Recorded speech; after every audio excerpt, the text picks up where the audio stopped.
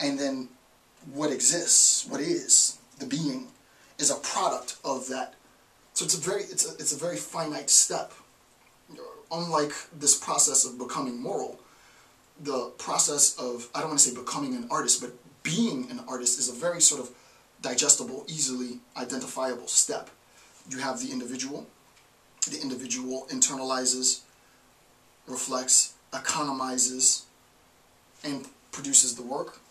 Whereas, with respect to morality, the way in which you improve isn't by gaining social verification in the world, isn't by laboring to produce a greater work.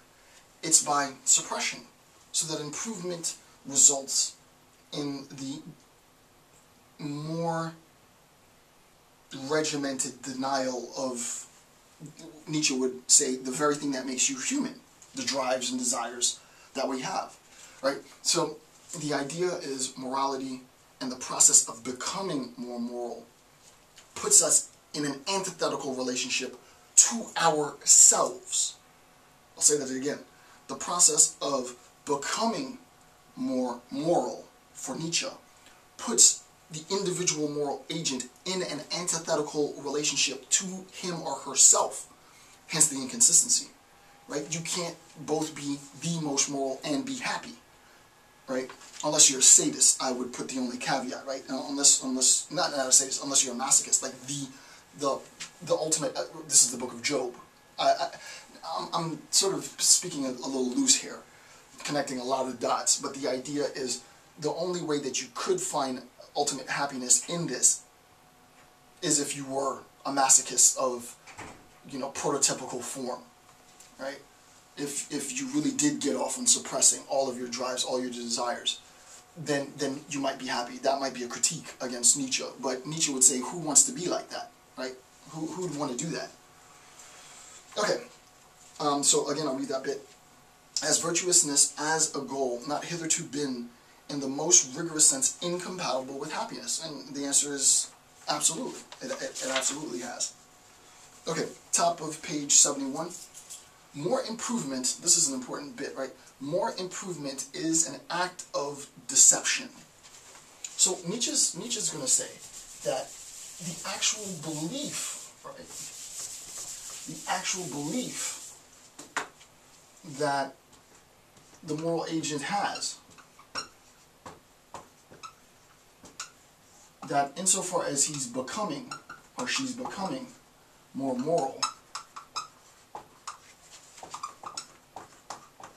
right? Insofar as, right? Insofar as the moral agent is becoming more moral, there is an act of deception.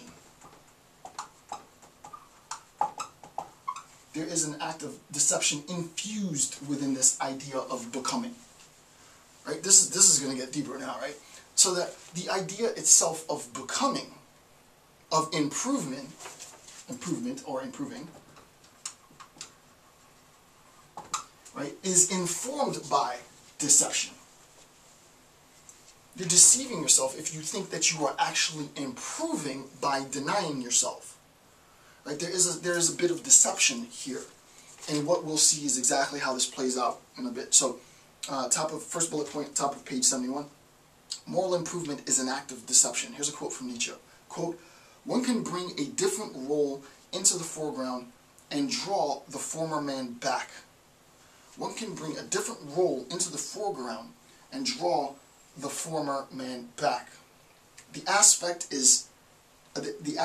changes, not the essence.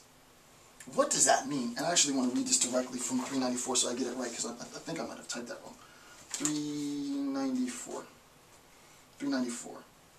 Okay. Sort of middle of the first paragraph. It might be the only paragraph. Yeah, sort of middle of the first paragraph. In this case, we can bring a different role into the foreground and draw the former man back. The aspect is changed, not the essence. What does that mean? And how does that passage relate to the idea of deception? So it's very sort of complicated bits. I'll say it again.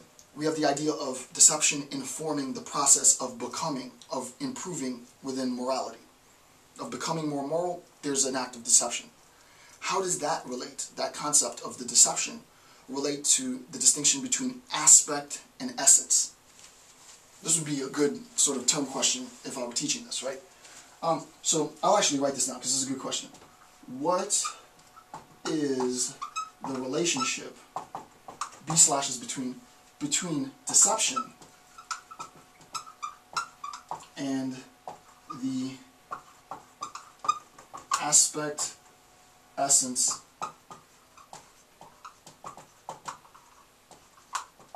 distinction for Nietzsche? Very technical question, right? What is the relationship between deception and the aspect essence distinction for Nietzsche? Okay, I think we understand the deception piece. Aspect essence. Remember in the last bit, I talked about the understood self and then the concealed self. And we have the artist. Alright, so the artist has the actor as the conduit, the exemplar, better word, as the exemplar liar, recognizes that I can project an image for consumption. Jason J. Campbell. The person behind this has to be an expert manipulator, an expert. Nietzsche also talks about the role of self-control. I don't want to get too technical, but the role of self-control in presenting Jason J. Campbell for consumption as opposed to dad, husband, brother, friend on the street, what have you. Right? So you have to be adaptable. You have to be able, as Pip said in one of his video responses, to put on the mask, and for the mask to be perceived as existence, as what is. What is concealed. The fact, the essence, is too complex to digest, so it's concealed. So that the essence is concealed. Right? So we see that the relationship between his previous discussion on concealed self is inextricably bound to an understanding of the essential aspects of self. You can go psychological with this. I'm not a psychologist, so I'm not going to go psychological with this. I'm a philosopher, so I'm going to go logical. Logically speaking, there is a sense, the inwardness, to be technical, I'm going to use all technical language here, the inwardness of my subjective interpretation is contingent on the essential Jason. I'll say that again. The inwardness of my subjective interpretation is contingent on essential Jason.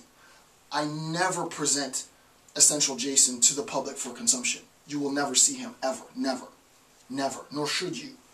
Right?